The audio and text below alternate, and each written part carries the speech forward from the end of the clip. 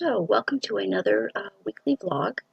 We shall try and do some more stuff this week, hopefully. I'm still not 100%, still not able to do my regular walks, which is very, very frustrating. I can walk a little better, walk a little faster, so that's good. But I'm still not able to walk to my one library um, is still a little. It's too far for me. I can't do that yet. And then the other library, um, I'm gonna try. I don't know if it'll be this week because we're having a November 11th is Remembrance Day, which everything will be closed. So today I want to go to a different library. And then tomorrow I want to try and go to the Book Exchange, which is a bookstore that I realized is closer to me than I thought it was, and that was lovely. It's a discount bookstore. I don't think I want to try walking the whole way, but I think if I take the bus to a certain point, I'll still get a little bit of an exercise going from that stop to the actual bookstore. And hopefully I'll get back to work this weekend. Hopefully. I went to finally got a doctor on the line, and because I wasn't able to go to the doctor's appointment because my sister unfortunately caught COVID, and so she's been feeling pretty crappy. And it was too far for me to go by myself because she took me to the first appointment, which I definitely could not have gone by myself. But I finally got a doctor on the phone the other day, and he gave me the green light to go back to work on modified. I'm just going to be on cash, sitting down, and for the next couple of shifts. So I'm just waiting to be able to be scheduled. Hopefully, this weekend. Because I've had this time off, but I haven't been able to enjoy it. And so because I haven't been able to go on my regular walks and go out and yeah, it's just been just icky and just making me feel blah. And just this week I feel better. Because I've been able to go out a little bit more and just sort of walk a little bit more, and it's definitely helped. Not as much on my walks as I used to, and it just is so annoying because I started doing the walks and it got me into it just enough to where I fell in love with doing it, and then I got injured and they took it away from me. So that's been hard. But this week has been a little bit better, as I've been able to go out and walk a little bit more. I'm still walking with a limp. I still can't walk as fast as I'd like to, but I'm getting there. So as for reading updates and TV updates or show updates and movie updates and stuff that I've been watching, let's talk about the movie stuff first. Yesterday I watched Venom. with Tom Hardy, and it was such a fun movie.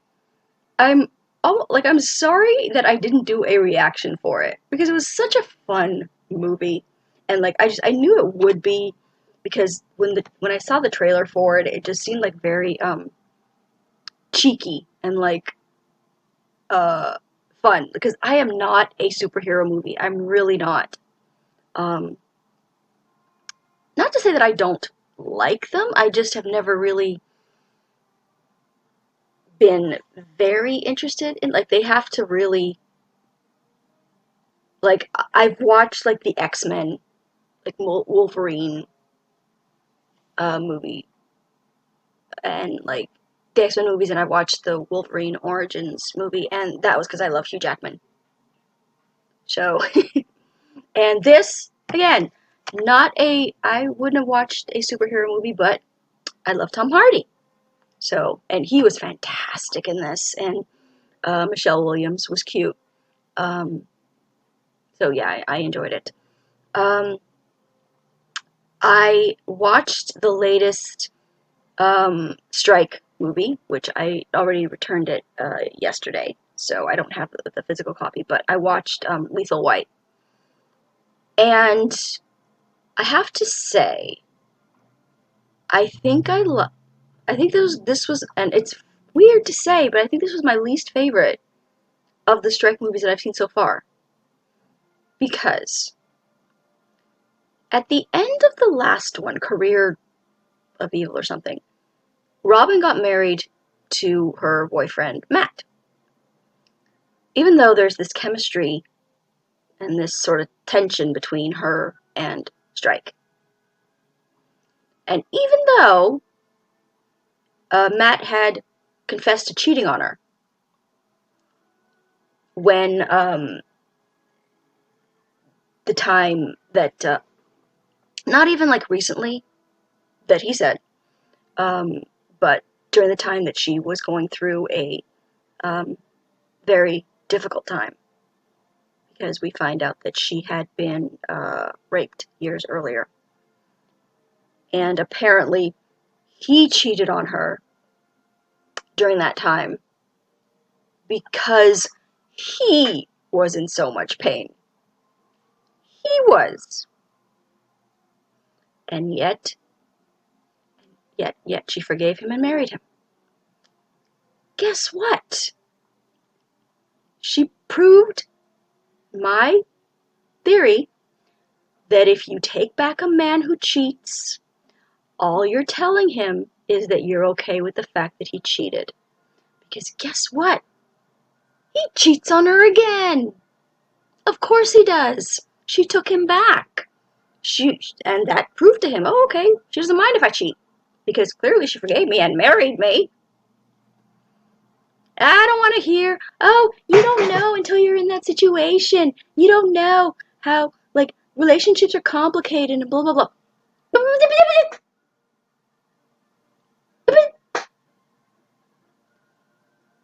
If you take back a man who cheats because you love him, slash, you don't want to be outside of a relationship because, God forbid, a woman doesn't have a man around and can stand on her own 2 feet, all you're telling him is that you're okay with the fact that he cheated.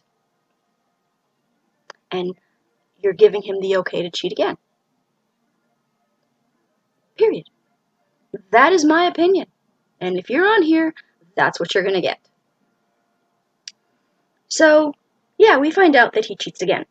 However, I will put a pin on that in that I don't condone him cheating, but I don't altogether blame him for seeking intimacy elsewhere. Because guess what? Robin marries him and then spends the entire year of their marriage mooning after Strike and putting her marriage in second place while she goes and does things with Strike. And it's not about her job. It's not about her job. I could respect even if it was her,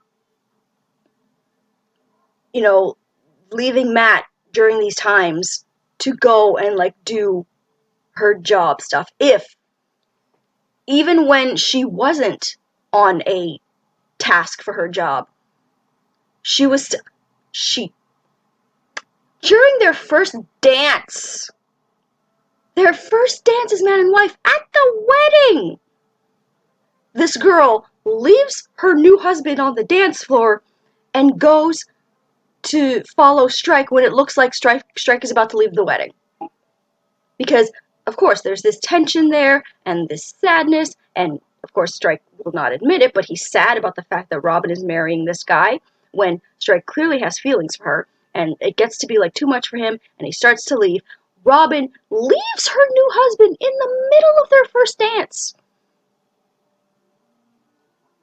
to go talk to Strike.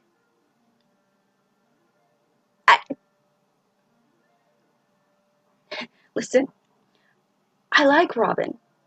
I want to stay liking Robin, but I did not like Robin in this episode. Really not. And then they go on the honeymoon, and she's calling Strike. I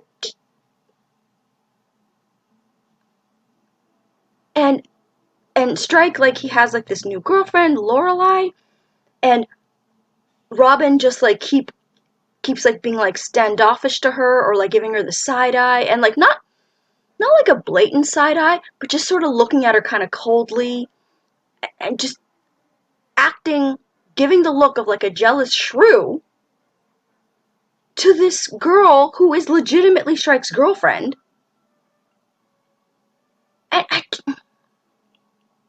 And it didn't. No.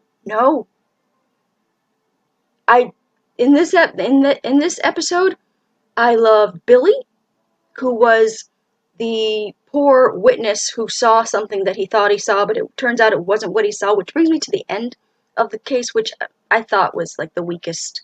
I didn't like the resolution to this case, to the Lethal White case. I didn't. I thought it was just sort of random and just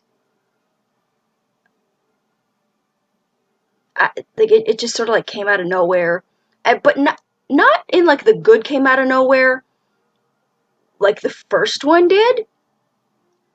Still, Cuckoo's Calling. That ending was like a surprise, but it it made sense to me. I guess like as a writer, because I was with the first one, I was like, what's the most bizarre, crazy thing I would do if I was a writer? And I guessed what it was, and then it turned out to be that. With this one, it just was like, oh, really? That's why? It just didn't. It just didn't work for me. Not that it wasn't like, not that it didn't make sense, the reason that the ending happened, but I was just like, really? That's why? No. Lethal White did not work for me. Sorry about it. Because, and just with Robin and Strike, I feel like he clearly has feelings for her. And they did the best accidental kiss I have ever seen done on a show or on a movie. That, like, accidental kiss was the best, um, was the most well done that I've ever seen. So, bravo to that.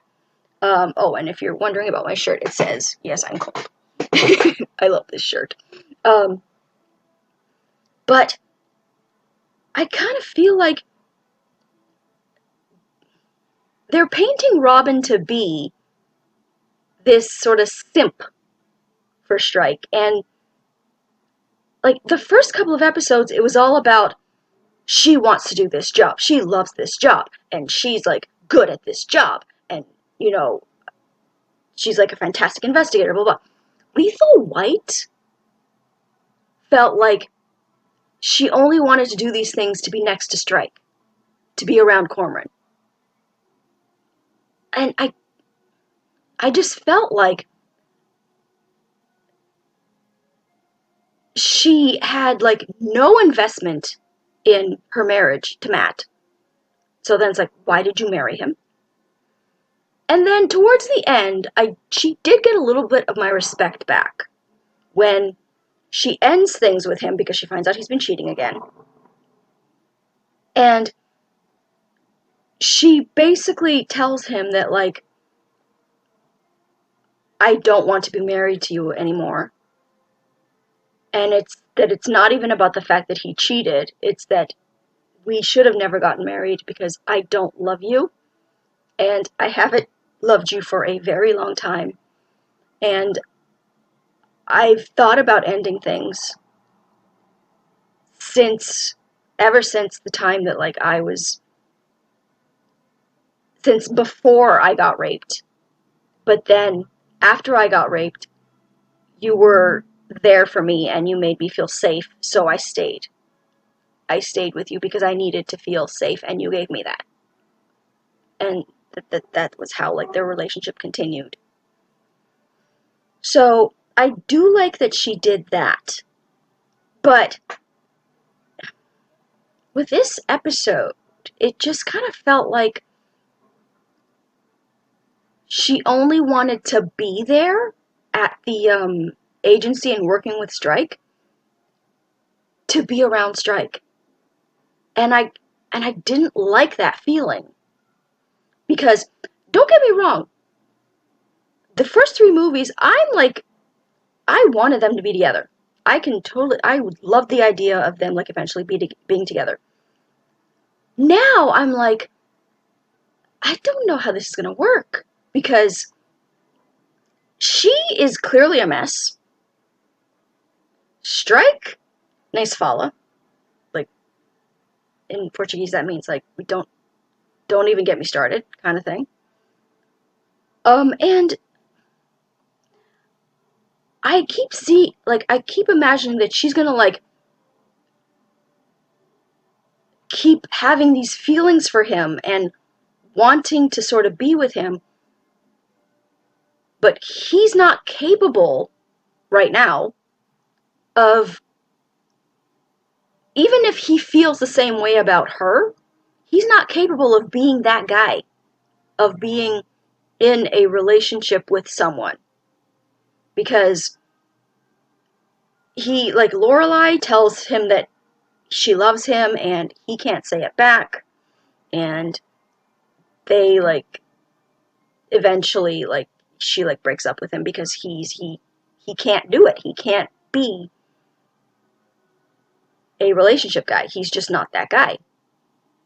He's too much of a mess. And then you had his ex-girlfriend Charlotte, like, chasing after him, and that was hysterical. But I just worry that, like, the next movies or whatever are just going to be Robin, like, pining after him, instead of sort of standing on her own feet as an investigator. And, like, I believe that, like, she's still going to be, like, an investigator and, like, doing the jobs with him and everything. But I worry that it's going to be more her just going along on these jobs with Cormoran just to be next to him. Yeah, and that made me feel, like, kind of sad. Like, I'm still invested, I still like it, I still want to continue, but this movie, Lethal White, just did not work for me, and that made me sad. So, yeah, what I am reading, I DNF'd Jill Gregory's Rough Wrangler Tender Kisses, and there's a little insert cover with the cowboy, because it was the heroine Caitlin, inherits a ranch from her father, who she hadn't seen in years, who she believes sort of abandoned her, and her mother, because her mother, like, didn't want to live on the ranch or whatever, so she takes the daughters. And Caitlin never hears from her father, and so she thinks that her father abandoned her. Not the case. Uh, and so she hears from the executor of like the father's will when the father dies that the father left the ranch to her, left half the ranch to her, I guess like the majority half or whatever.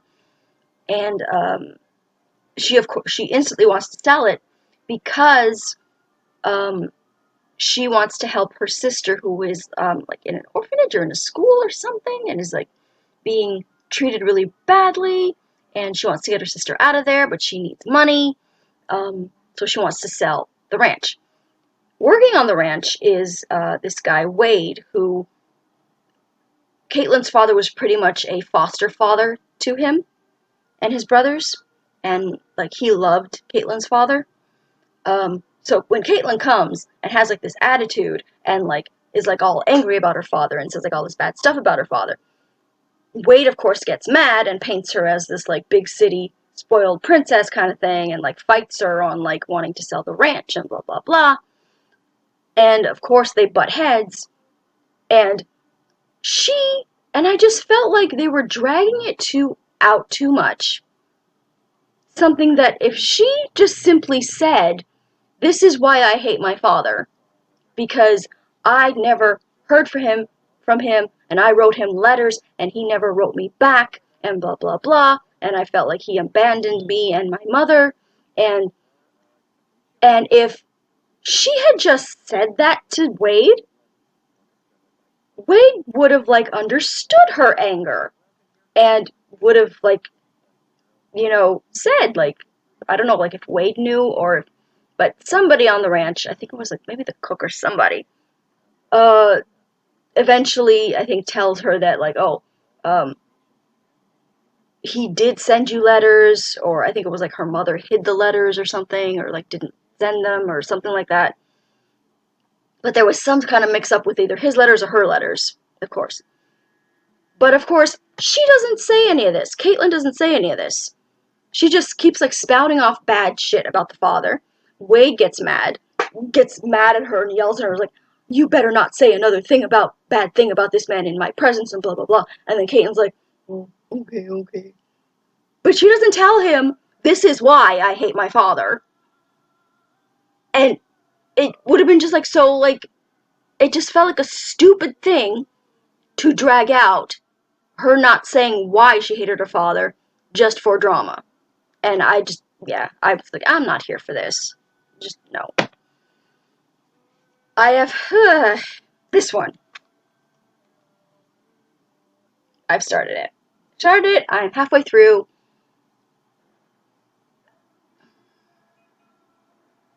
I'm not hating it, but I'm not enjoying it. And I'm finding it extremely overhyped. Like, Lizzie? I want to punch Elizabeth Bennet in the face. I do like that Darcy seems to be the first one to fall in love with her. I did like that. And she talks about how he's this arrogant, vain person who's like just like rude to everybody. And when the the only reason that Elizabeth Bennet does not like Darcy is because he said that he didn't want to dance with her or anybody at a party.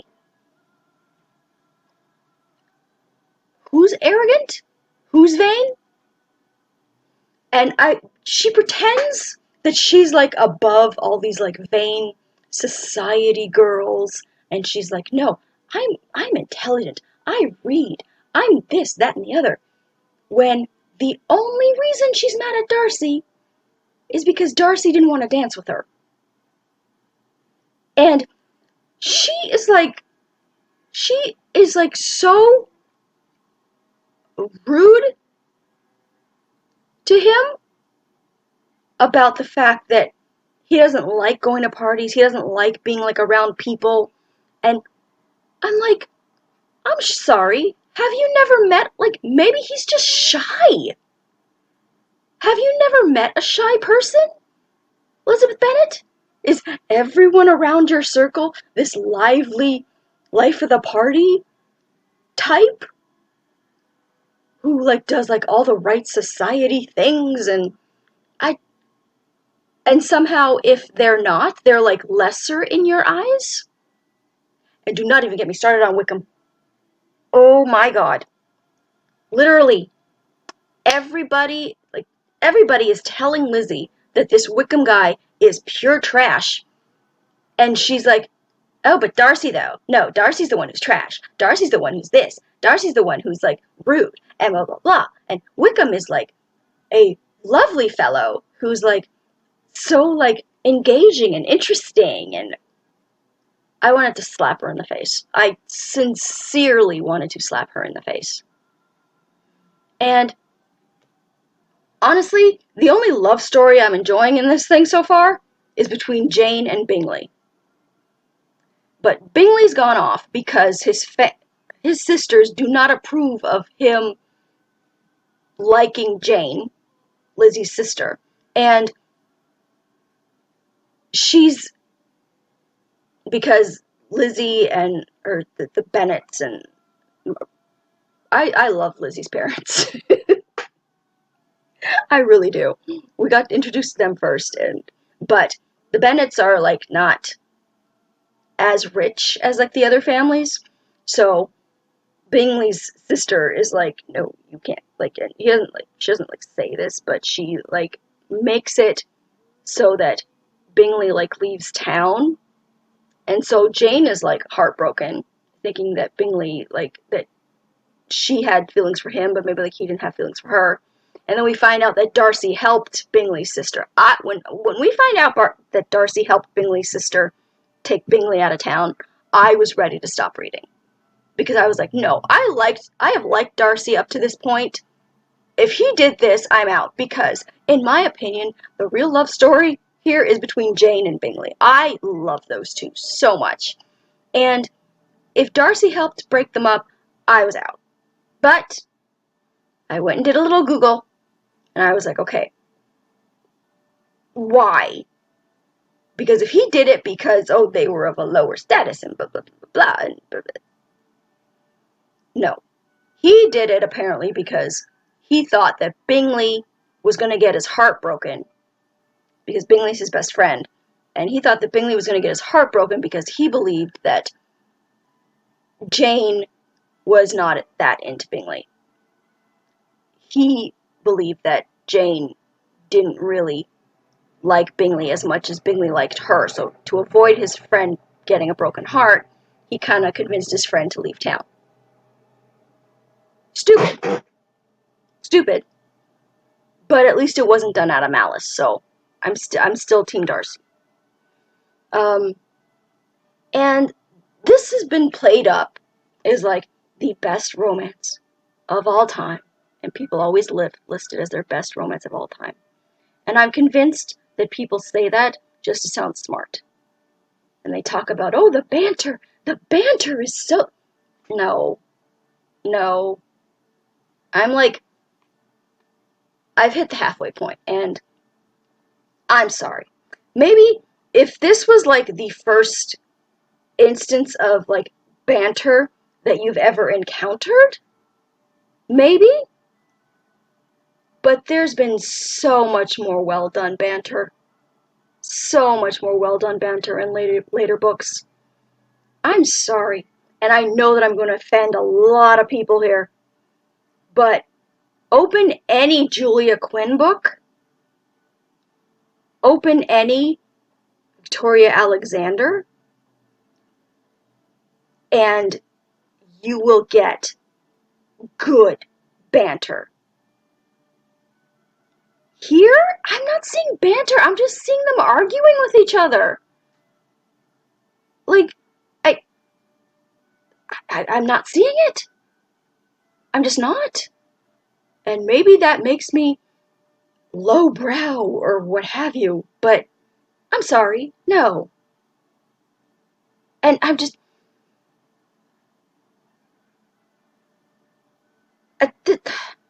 I could just stop reading it. but I don't want to, because I want to understand the love that everybody has for this book. Because I'm not hating it, but I'm not enjoying it. Like, I'm just sort of reading it at this point to see sort of what happens. Because I'm hating Elizabeth Bennet. I can't stand her. And I don't think I'm supposed to be having that reaction. So, yeah, I'm like halfway through, and that's what's happening. So right now I will still say, like, the last classic I read, Ruth by Elizabeth Gaskell, miles above this book. Miles! Even given the rage that I had for the ending of Ruth. Just, oh my god! Just miles above Ruth by Elizabeth Gaskell. And still, my favorite classic of all time right now is Jane Eyre. I still have not hit one that has bet that one in my eyes. So, that's where we are. I'm gonna head out now. Go out on my walk. Go to the library. I'll show you guys what I picked up there, because I have decided that I am gonna still be picking up stuff at the library, because one, I want to be able to have things to show you guys, and two, it will sort of even as we get into the colder weather, even if I'm going to the closer library, it will still give me incentive to go out on my walks. Oh, and let me show you, I got my winter boots. I'll show you the one. Got my winter boots at the thrift store.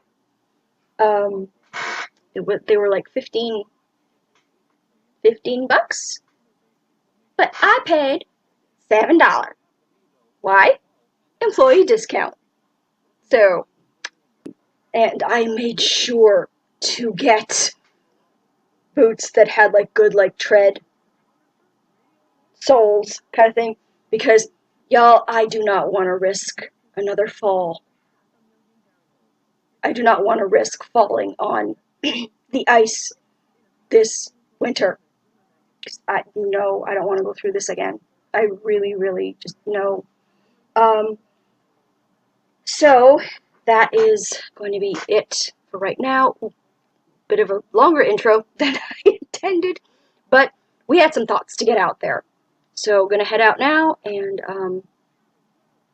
we'll see what I pick up from the library. Talk to you guys later.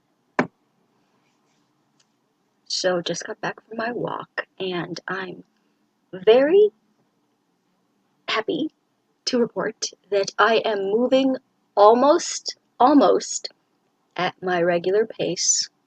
I still have a little bit of a limp, but today I was going almost at my regular pace, and it didn't feel like my thigh feels like a little bit of a pull, but not really pain per se.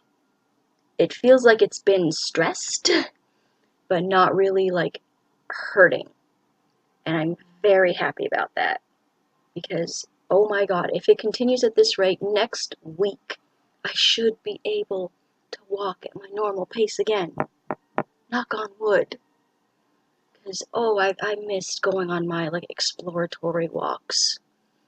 I've missed going further than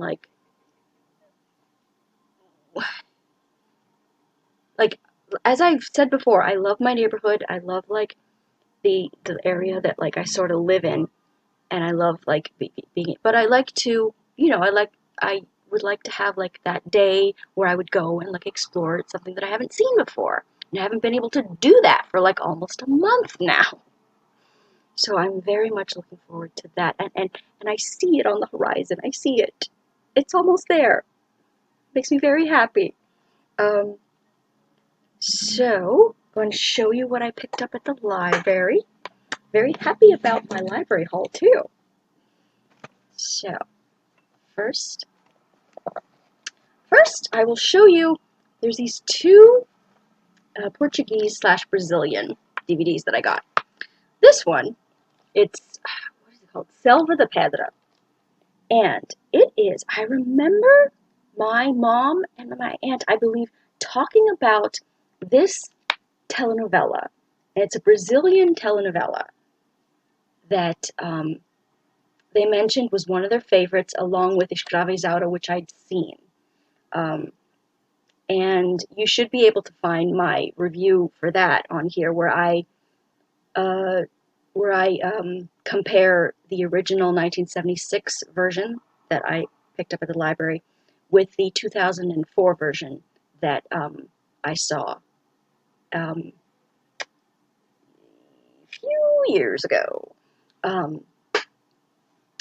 So yeah, that one was her favorite, the Escravizada, and I remember them mentioning this one. So I was very excited to find this, and it's six discs. So again, it's likely one of those condensed versions, but I'm sure, hopefully, I'll still be able to enjoy the story, because with Escravizada, I was still able to enjoy the story of the 1976 version and get a good enough comprehensive picture of the whole story. So hopefully this will be the same as well. And just put that there for now. Oof. And there is this horror trilogy that is supposedly one of the first horror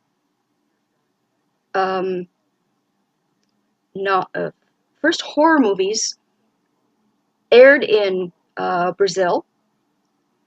So it's Portuguese, and I believe, yes, they have the English subtitles, yay. Which I can understand Portuguese, so I would be able to still watch it if it didn't. But it's always nice. It's always nice to have the English subtitles. And it's the Coffin Joe trilogy. And it's about this dude who really wants a wife who will have a son for him. And when his, I guess, first wife is not able to give him a son, he kills her. And he kills a lot of other people that supposedly, and then they sort of come back to kind of haunt him, I guess. The first one was in 1964. The second one was in 1967. And the third one was in 2008. Now I know that there are people who are always like, oh, like the third one of like any, like the first one is always the best one, and that like the fact that like they waited so long to make the third one might mean that like the third one is not good. But I am not one of those people who, for example, trashed the third Godfather just because everybody else is trashing the third Godfather. I will commit heresy and say that the third Godfather is my favorite Godfather.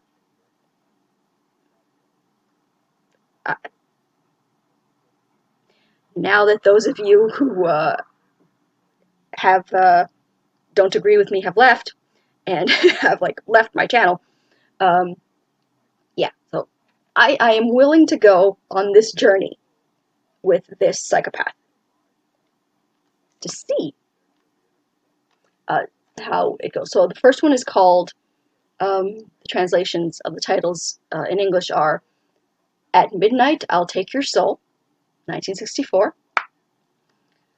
The second one is called This Night I'll Possess Your Corpse, 1967. And the third one is called Embodiment of Evil, 2008. So let us see what the first horror, what is touted as the first horror movie in Brazil, is like. Apparently, they describe it as like very graphic, very violent. Meh. We shall see. And I got this documentary called A Suitable Girl about these three women in India and the pressure to get married.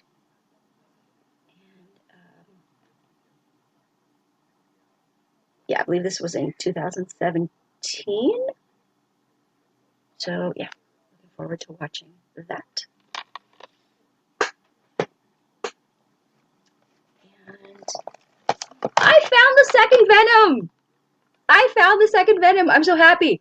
So, I will be reacting to the second Venom because I thoroughly enjoyed the first one. It was just pure enjoyable crazy sauce. And I will be reacting to the second Venom. So keep an eye out for that.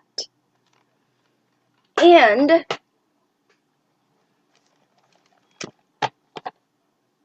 The Nun. The Nun. That is in sort of, I guess, I believe it is it's in the it's a Conjuring movie in that universe. So I don't like is it I don't like it's in that universe. And I think you see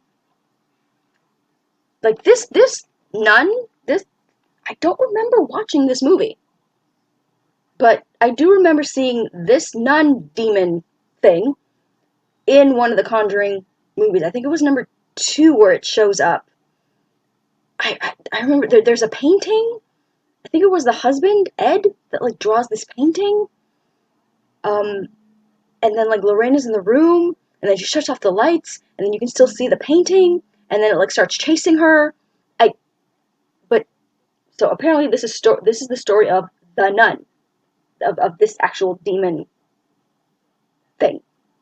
And I don't remember watching this one. I've watched the Conjuring movies, I've watched the Annabelle movies, love them. Don't remember if I've seen this one before. But I think I will be reacting to this one as well. So, very, very excited to watch this one too. And I think, yeah, that's it. So that is what I picked up at the library today. So, yep, I'm just in a good mood. I'm just in a good mood that I'm like I was just how like my physically like I'm getting making some like good progress. Got some good stuff at the library. And so I'm going to spend the rest of the day finishing hopefully this. I don't know if I'm going to finish it. I'm like halfway through. I don't know if I'm going to finish it today. But I'm going to read some more. And just sort of take it easy. Not sure yet what I'm going to watch. But yeah, and then tomorrow I'm very excited. I don't want to push myself and walk all the way there to the book exchange tomorrow. But I will walk like a little bit. I don't want to push myself and then like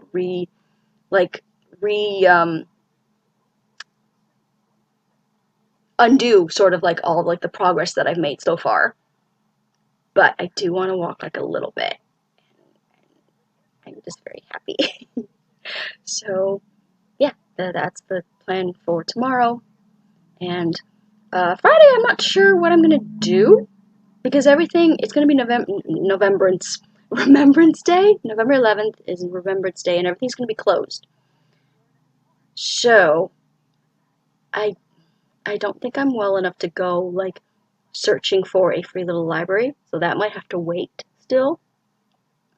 And I might just stay home and maybe like do a reaction to something or like edit.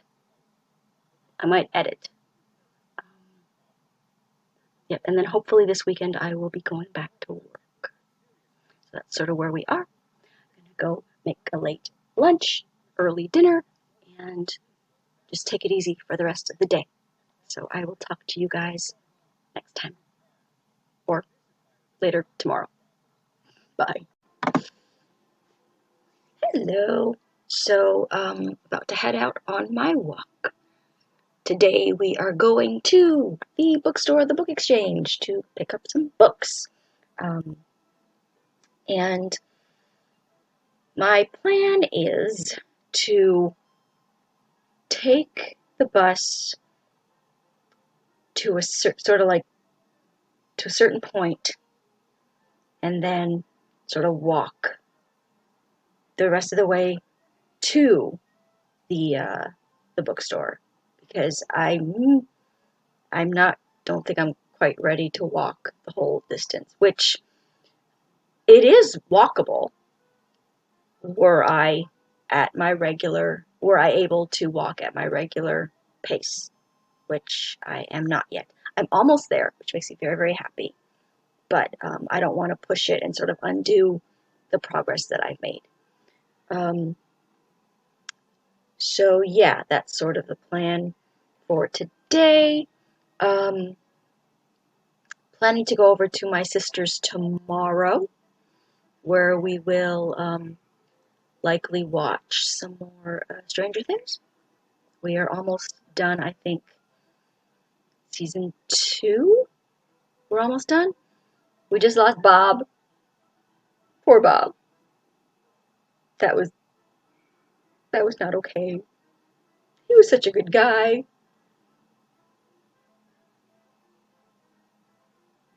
All he wanted was to just be with Joyce and her kids, be a family, listen to Kenny Rogers, an easy peasy life. And now he's gone. He R.I.P. Bob. Um, so we're sort of going to be continuing with that, which I'm looking forward to. And yeah, so I started watching this Brazilian telenovela slash called A Muralha, which is based on a book written in 1954, and it's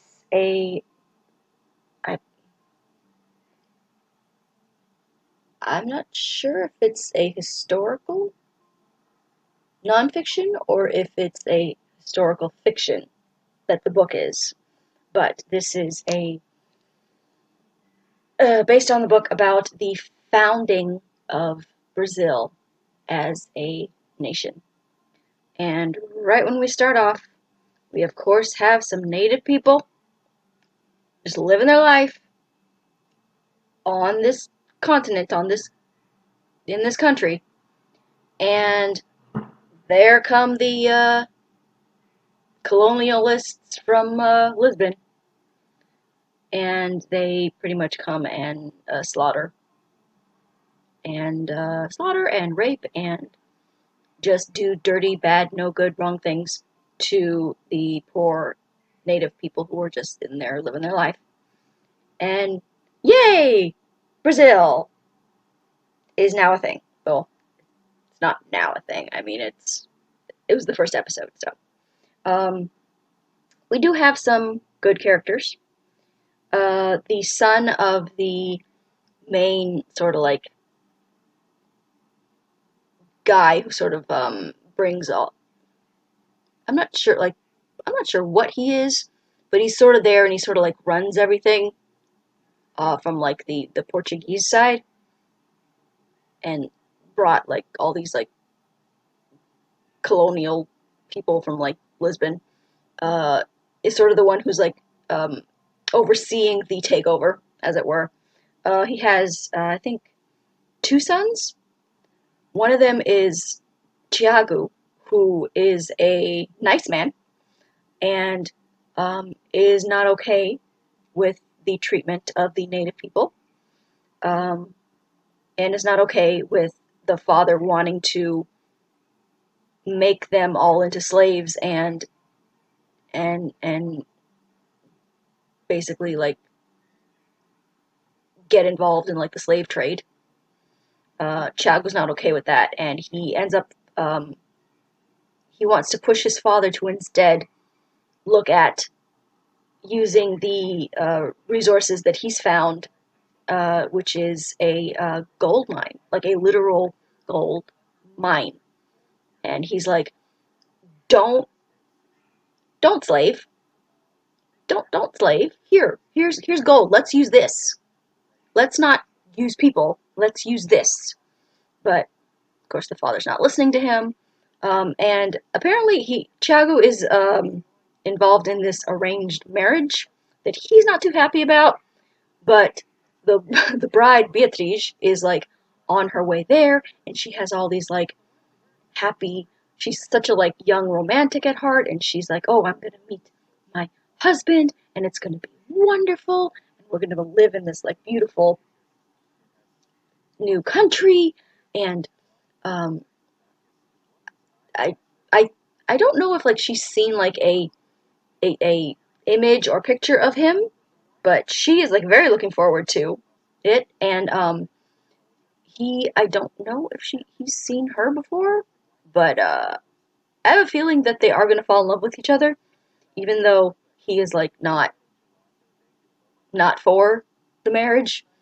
Um, and there's this woman Isabella who I can't decide if I like her or not, because the first time we see her, like I don't like was she being held hostage or what? Because as soon as like the attack on the natives takes place, she's already there, and she looks like she's had a rough time. And she kills this one native guy, and she's like all happy with like killing the natives. So I'm not sure about her. I don't know if I like her or not yet. But she's Chiagu's cousin, and the head guy sort of likes her, not like in like a romantic way, but as like a father daughter way. But I think that he's her uncle. He's not her father because Isabella and Chiago are cousins. And it's just like he sort of likes her more than he likes his own son, and sort of sees her as like more of like the son that he wishes his own son would be. So I'm not sure if I like her or not. Then there's a bit of like comic relief with this sort of like badass kind of fancy schmancy lady who comes and like she's not a mean lady, but she's sort of like, oh, like I am a lady and I should be treated like this, and I am like, you know, even though like this is like a new country, you shall still worship me, and like, oh, I don't want to like, um, you, you need to carry me because I don't want to like ruin my shoes, and like, how could you treat me this way? And like, she's just very like funny, and I like her so far. I like her. And then there's this other like sort of sad story about another woman that came on the ship with them. Is this woman? Oh, what is her name? Just fell out of my head. Her name just fell out of my head. But she's also involved in an arranged marriage that she is not looking forward to, but that she has to marry this guy to save her father because I think back in Lisbon or in Portugal they were persecuting some Jews, and she's Jewish, so she has had to convert. She's she's had to convert, and to sort of save her father, she has to marry this guy who is a Christian, and she clearly does not want to marry this man. And he doesn't sound all that great because the guy who is there to take her to her husband, is this guy named Ejamie. And there's some romantic tension there. There's definitely a disturbance in the force there between them, and but then it's going to be this like probably angsty, forbidden thing because she's promised to another. Um, and but he seems like a really, really nice man and treats her like very nicely and very like care with like very much care and stuff. So that was the first episode, and I am really, really liking it so far. Let's see how that goes. Pride and Prejudice. This book, every time I'm out, I think I'm out, they draw me back in. I feel like Al Pacino in The Godfather Part 3, which I mentioned in the last clip. Um, so I was ready to like slap Elizabeth for like the majority of this book. I'm like, I've passed the halfway point. I've got like that much left. And she finally believes that Wickham is trash. Darcy like kind of like wrote her a letter sort of explaining everything and explaining about like the whole thing with like Bingley and like why he did what he did. Um, and so and thank God she made the revelation that I have been wanting her to make since like the beginning of their first scene together, that the problem was not him, was not Darcy, it was her. She was the problem the whole time. Because she was talking about like, oh, how he's so prideful and how he's like vain and everything like that. And she has the realization that no, I was the one. I was the one who was behaving, who was being rude and who was in the wrong because of my injured vanity. And that like she's sort of like ashamed of her behavior now. And thank you. Thank you, that's what I wanted.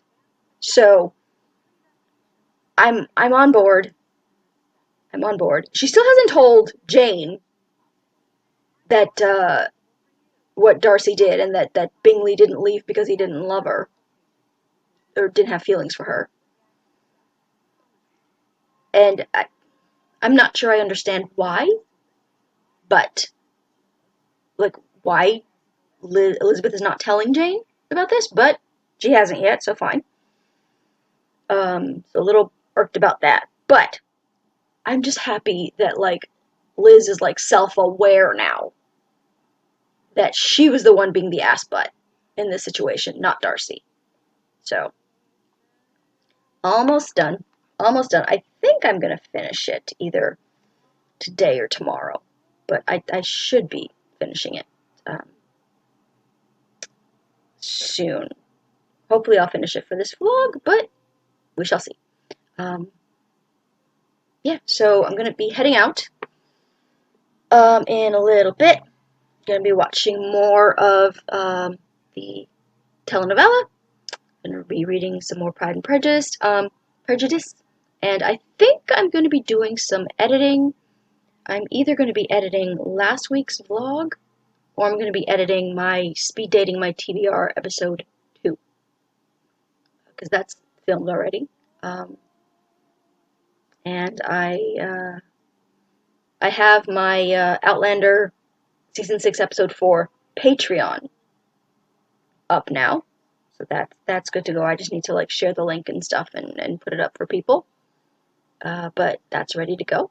So if you want to head over to that on my Patreon at patreon.com/author Ejamie watches, that's there ready for you if you want to watch it. That'd be great. Yeah, so I'm going to head out now to the bookstore and see what we find. So I will talk to you guys later.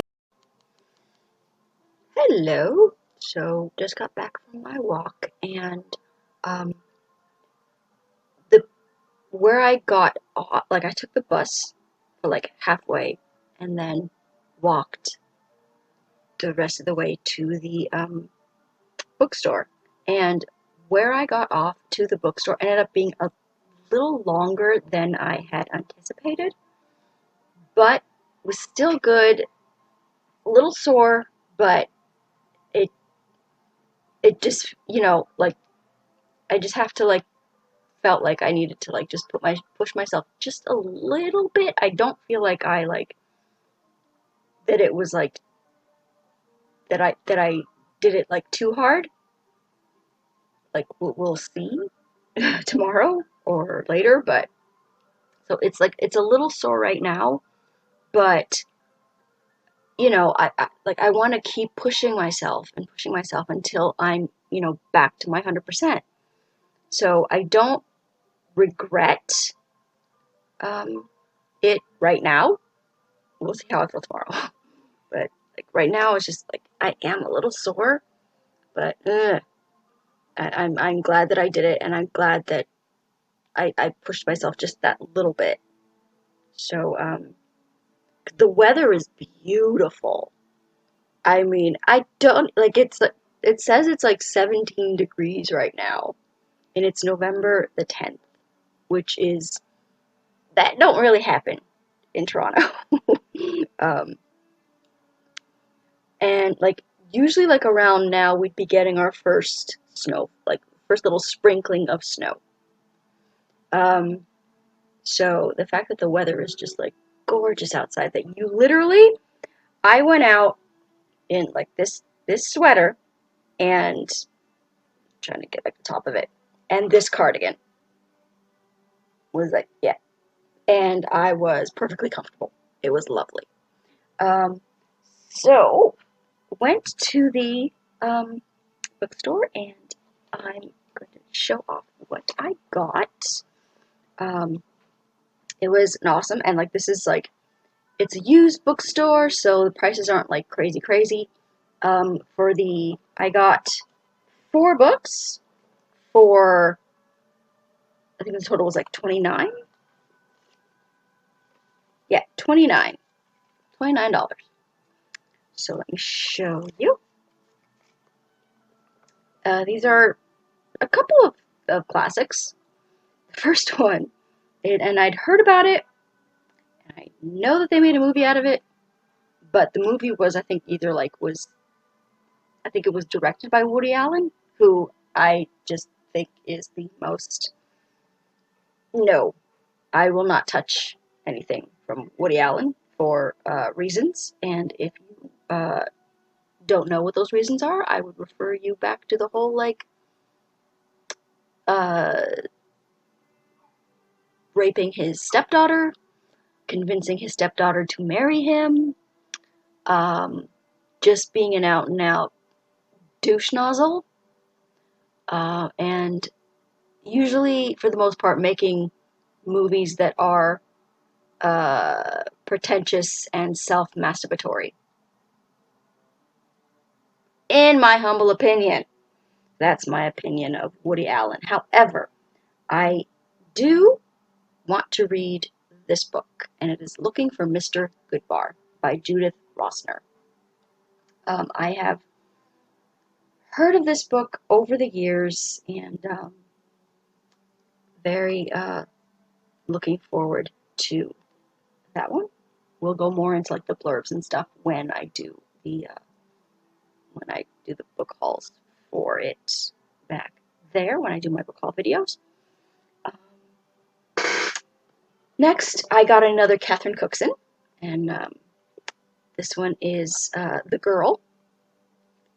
And because I saw one of my fellow booktubers here, Becky's book reviews, she has been reviewing a lot of Catherine Cookson because she got a whole like stack of them as a gift, and I've just really been like enjoying her reviews, and this is one of the books that she reviewed, I believe, recently, but saw that, picked it up, definitely looking forward to that.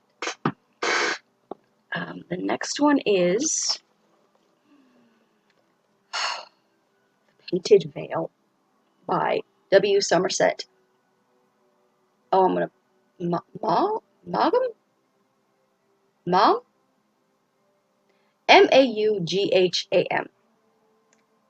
I don't know which one is silent, if it's the G or it's the H. But Painted Veil. And it's the movie cover, which I know there are people who don't like the movie covers. I love the movie covers. And I'm glad that I found this with the movie cover because I adored this movie. I loved this movie so much, and the book is actually shorter than I thought it was. But yeah, I was not expecting that. But I loved this movie, and you know my theory. If there is a book to movie adaptation, always watch the movie first, because if you love that, you will most likely love the book more than if you had done it the other way around.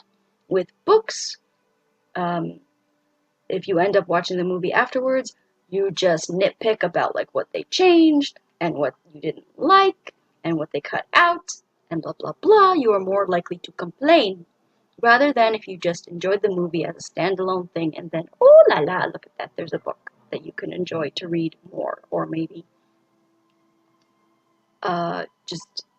you would just enjoy going more like in depth of the story that you already know that you love. So excited. Love the movie. Hashtag FU Charlie. So there's that. And then the final one, very excited about, it is The Diary of Anais Nin. Anais Nin? I've heard it pronounced both ways. But from Volume 1, from 1931 to 1934. So very much looking forward to this one. She is known for writing very sort of erotic, not necessarily novels, but like essays and like just musings and just literary content of an erotic nature. Very much looking forward to this. So yeah, this is volume 1. And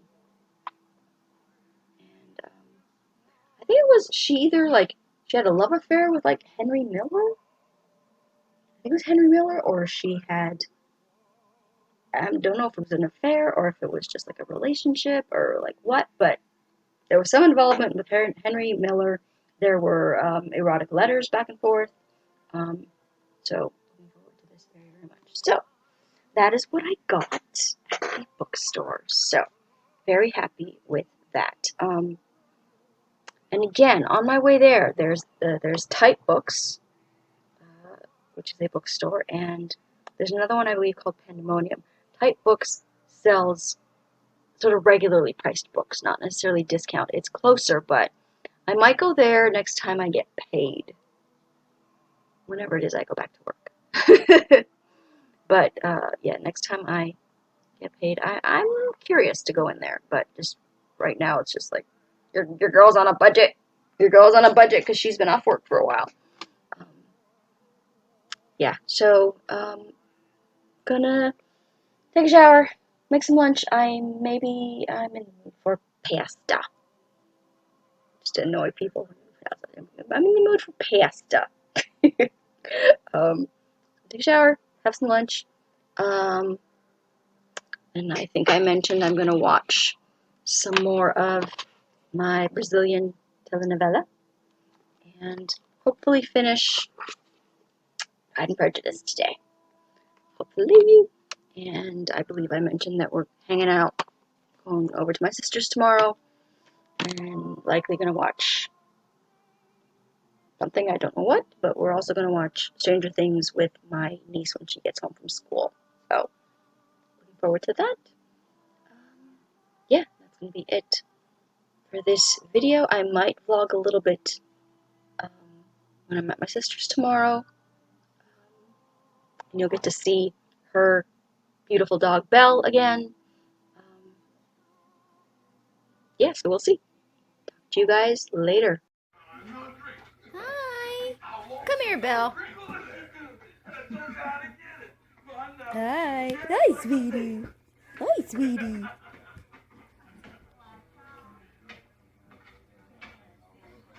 Hi, sweetie pie. No, no. Ah! No, just don't step. Don't step on people's feet. Get out of the way. Oh. Leave me alone. Give me some more now.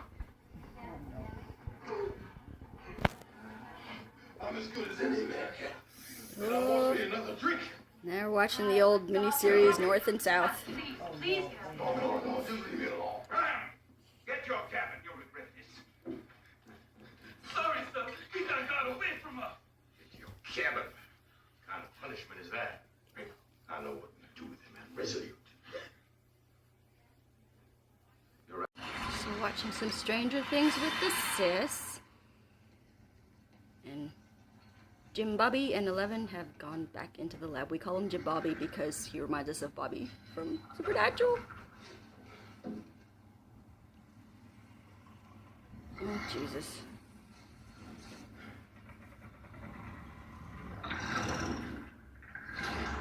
Oh, Lord.